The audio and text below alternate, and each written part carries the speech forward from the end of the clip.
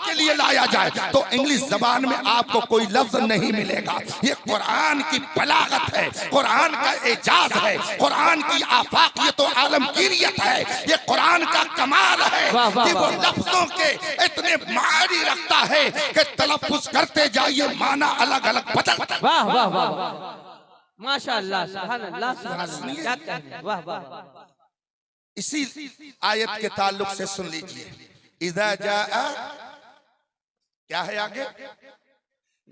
मैं देखिए पढ़ता हूं, जरा बताइएगा। हालांकि मैं कारी नहीं हूं, कारी तो ये हजरात हैं, इन्होंने मेहनत करके 4 बच्चों को कारी बनाया है। अल्लाह तबारक व तआला इनके सीने में कुरान करीम को नक्श कल हजर फरमाए। मैं पढ़ता हूं, जरा बताइएगा। इज़ा जाआ, अब आगे पढ़ रहा हूं, जरा गौर से सुनिएगा ताकि आपको फर्क महसूस हो सके। मैंने पढ़ा इज़ा जाआ नस्रुल्लाह, छोटी शीन से पढ़ा कि बड़ी शीन से, कि स्वाद से, किससे से? इज़ा जाआ नस्रुल्लाह, किससे पढ़ा? बड़ी शीन से।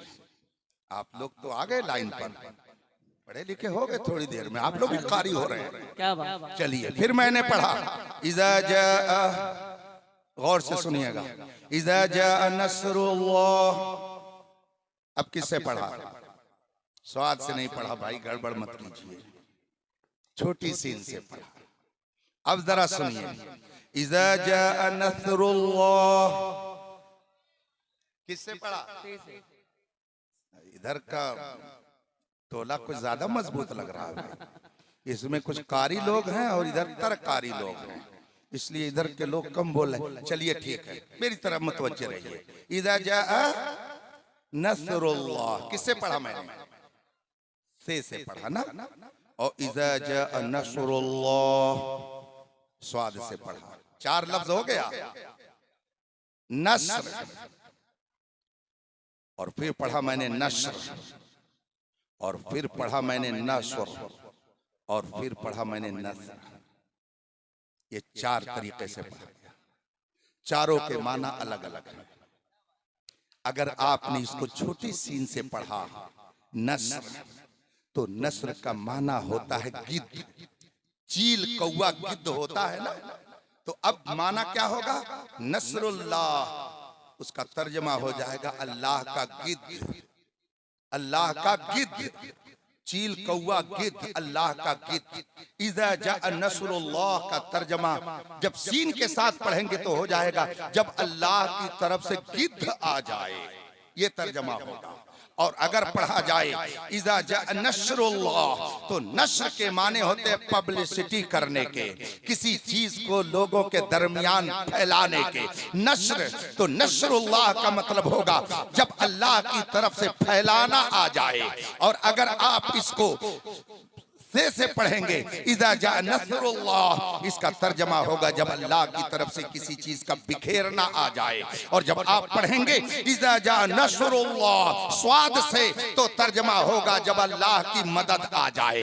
अब बताइए, एक उसका तर्जमा है गिद्ध, एक उसका तर्जमा है बिखेरना, एक उसका तर्जमा है फैलाना, और एक उसका तर्जमा है मदद।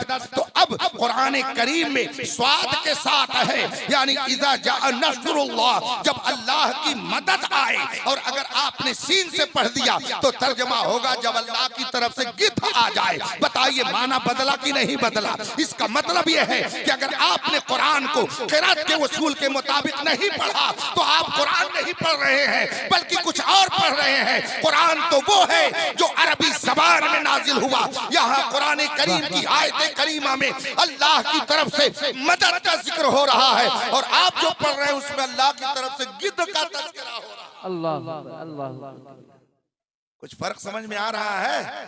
तो ये है कारी।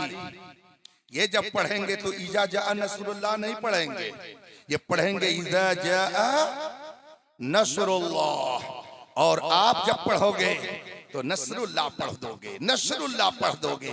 कुछ लोग ऐसे होते हैं जिनकी आदत ही होती है हर बात में या तो जे निकालेंगे या हर बात में बड़ी शीन ही निकालेंगे। साहब कहां से आ रहे हैं, आपको कहां जाना है, कहां से तशरीफ ला रहे हैं, हर बात पर वो लफ्ज़ से ही बोलते हैं। जनाब बैठिए, तशरीफ लाइए, ये सब चीजें हाजिर है, खा लीजिए। तो कुछ लोग से ही बोलते हैं। इसीलिए फन्ने क़िरात को आपके बच्चों के सीने में उतारा जाता है ताकि ये बोले तो इनकी गुफ्तगू भी पाकीज़ा हो। ये कुरान पढ़े तो कुरान का पढ़ना भी कारे सवाब हो जाए, वरना कुरान अगर गलत पढ़ा जाएगा तो उससे आपको सवाब नहीं मिलेगा बल्कि उल्टा गुनाह।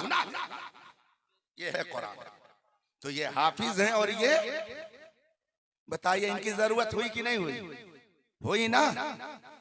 अब अगर कोई कहे कि मदरसों में क्या होता है, उनको बताइए मदरसे में बोलने का तरीका सिखाया जाता है, मदरसे में चलने का सलीका बताया जाता है, मदरसे में वफादारी का हुनर सिखाया जाता है, मदरसे में अल्लाह और रसूल की मार्फत का दर्स दिया जाता है, इश्क रसूल सिखाया जाता है, वालिदैन की खिदमत का तरीका बताया जाता है। और बस थोड़ी देर में आपके दरमियान और कुरान करीम में आपको किस किस चीज की तालीम दी गई, बड़ी तफसील है उसकी, मगर मैं उसको मुख्तसर करके आपके दरमियान रख के चला जाऊंगा।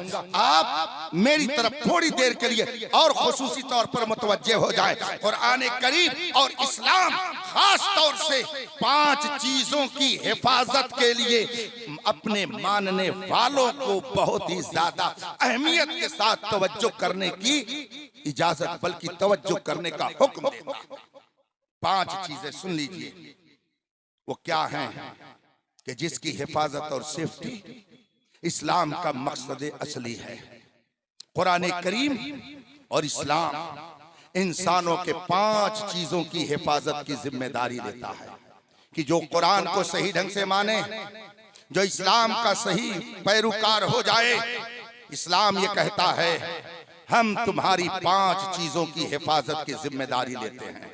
और ये भी याद रखिए, ये भी याद रखिए कि हम अगर इस्लाम को तस्लीम करते हैं और इस्लाम को मानते हैं तो इसलिए नहीं कि हम इस्लाम की हिफाजत करेंगे। ये भी याद रखिए, फर्क समझिए। होगा कोई मजहब, होगा कोई मजहब जिसकी हिफाजत के लिए लोगों को दौड़ना पड़े, लोग उस मजहब की हिफाजत करें। कोई मजहब होगा, मगर हमारा मजहब इस्लाम, हम उसे इसलिए नहीं मानते कि हम उसकी हिफाजत कर रहे हैं, हम उसकी हिफाजत नहीं कर रहे हैं। हम तो इस्लाम को इसलिए मानते हैं कि इस्लाम हमारी हिफाजत कर रहा है। फर्क समझिएगा, हम इस्लाम को इसलिए नहीं मानते कि इस्लाम की हिफाजत हम कर रहे हैं, हम तो इस्लाम को इसलिए मानते हैं कि इस्लाम हमारी हिफाजत कर रहा है।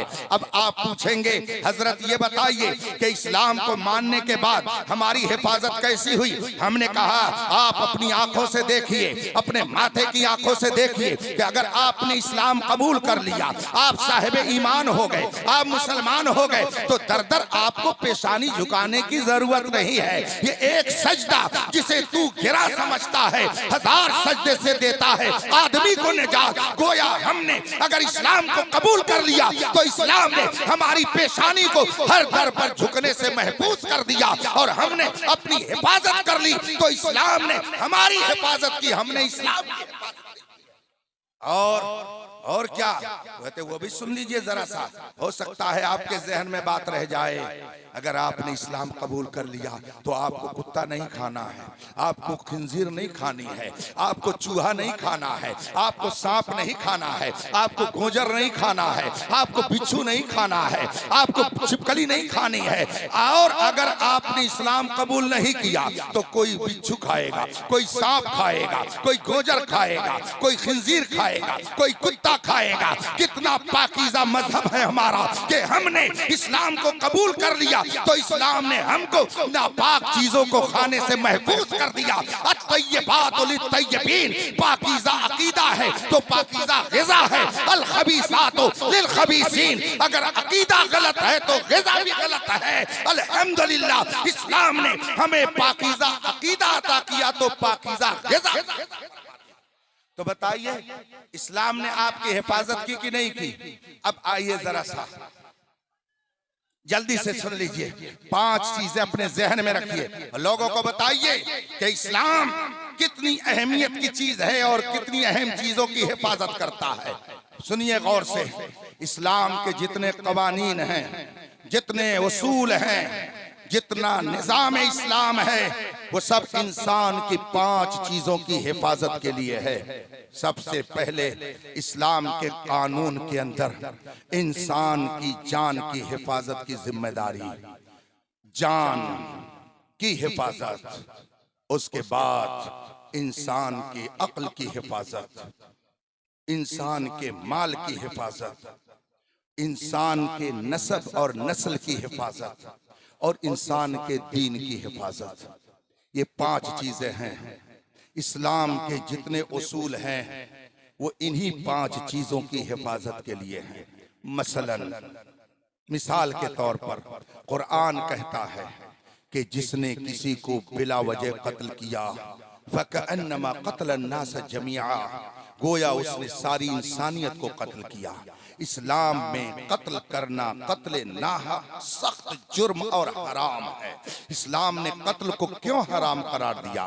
ताकि इंसानों की जान की हिफाजत रहे। तो इस्लाम ने कत्ल को हराम करके, कत्ल नाहक से रोक करके इंसानों के जान की हिफाजत की जिम्मेदारी दे दी। और आगे बढ़िए, आखिर चोरी, डकैती, गसब आखिर इस्लाम ने क्यों हराम किया? उसकी वजह यह है ताकि इंसान के माल की हिफाजत हो, वरना जो चाहेगा, जिसका माल चाहेगा लेकर के चला जाएगा। और अब तो इतनी स्कीमें निकल रही हैं कि किसी को चोरी डकैती करने की जरूरत ही नहीं है। बेहतरीन स्कीम निकाला और उसके बाद में शानदार एडवर्टाइज कर दिया, इतने जमा कर दो, बस परसों से इसका 3 गुना तुमको मिलने लगेगा, 2 रोज के बाद 6 गुना मिलने लगेगा। तो न डाका डालने की जरूरत है, न चोरी करने की जरूरत है। बेहतरीन स्कीम तुम एडवर्टाइज करके लोगों के दरमियान पहुंचा दो, वैसे ही करोड़ों का माल जमा हो जाएगा। और फिर लेकर के कंपनी गायब हो गई और ये आंखों से आंसू बहा रहे हैं और रो रहे हैं। क्या बताएं हजरत, मेरा 5 करोड़ चला गया,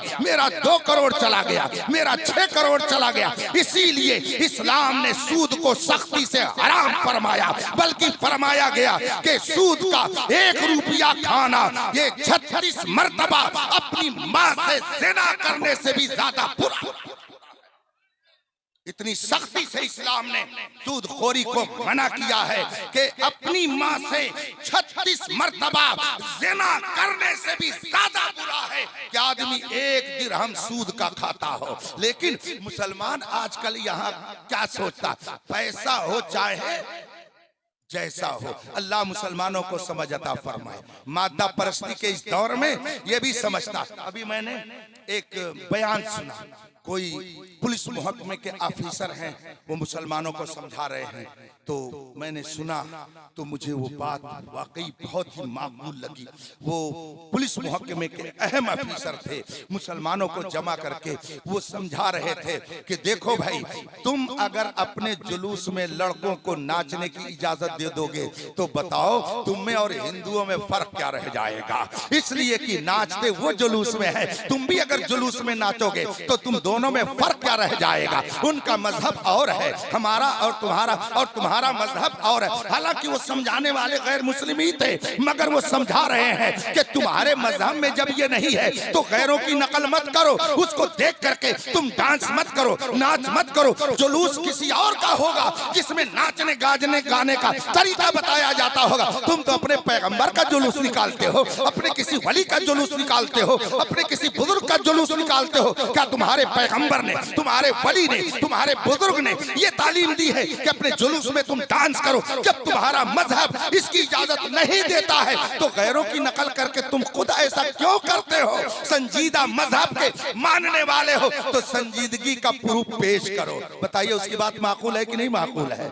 तो सिर्फ उसी के लिए नहीं बल्कि हर मामले में बहुत सारी माकूल बातें आप तक पहुंचाई जाती हैं। हमारा मुसलमान समझ अगर इसके पास 5 मंजिला बिल्डिंग है तो मेरे पास भी होनी ही चाहिए, चाहे सूद खाना पड़े, चाहे चोरी करनी पड़े, चाहे डकैती करनी पड़े, चाहे नाजायज और हराम माल किसी भी तरीके से लाना पड़े, लेकिन मैं बिल्डिंग बना करके उसका मुकाबला करूंगा। जबकि ये सारे फैसले बहुत पहले हो चुके हैं। आइए मैं कुरान की एक आयत करीमा सुनाऊं और उसका पस मंजर आपके सामने रखूं। सहाबा ने एक मर्तबा रसूल पाक की बारगाह में जाकर के अर्ज की, या रसूल अल्लाह, जब हम हक पर हैं, एक खुदा के मानने वाले हैं, आपको उसका नबी तस्लीम करते हैं, हम सच्चे मजहब के पैरोकार हैं, या रसूल अल्लाह, फिर क्या वजह है कि बड़ी बड़ी मंडियों पे कब्जा औरों का है, शानदार किस्म की सवारियां औरों के पास हैं?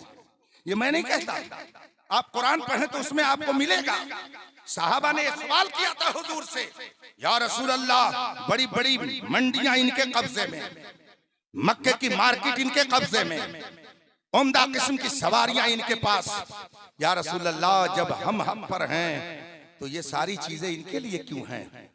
साहबा ने जब ये अर्ज की, मेरे आका सल्लल्लाहु अलैहि वसल्लम के सामने जब साहबा ने ये सवाल रखा, हजरत जिब्रील अलैहिस्सलाम कुरान की आयत लेके नाज़िल हुए। कुरान करीम में फरमाया गया है, ला यगुर्रन्नका तक़ल्लुबुल लज़ीना कफ़रू फ़िल बिलाद मताउन क़लील सुम्मा मावाहुम जहन्नम। ला यगुर्रन्नका तक़ल्लुबुल लज़ीना कफ़रू फ़िल बिलाद, अहले कुफ्र का शहरों में दंदनाते हुए उम्दा सवारियों से फिरना, उनका घूमना, मार्केट पर उनका कब्जा होना, ला यगुर्रन्नका, ये तुम्हें धोखे में न डाले, मताउन कलील, ये बहुत थोड़ी पूंजी है, फिर इन सब का ठिकाना नारे जहन्नम है, और तुम्हारे लिए क्या है? जन्नत की बहारें अल्लाह ने तुम्हारे लिए बना रखी है, बस शर्त ये है कि मुस्तफा के सच्चे वफादार बन करके रहो। इसीलिए इमाम अहमद रजा ने फरमाया, वो तो निहायत सस्ता सौदा बेच रहे हैं जन्नत का, हम मुफलिस क्या दाम चुकाएं अपना हाथ ही। इसलिए सुनिए, फिर मैं अपने उसी बात पर आता हूं। इस्लाम ने, कुरान ने, रसूल पाक ने इंसान की 5 चीजों की हिफाजत की जिम्मेदारी अपने कर्म पर ले रखी है।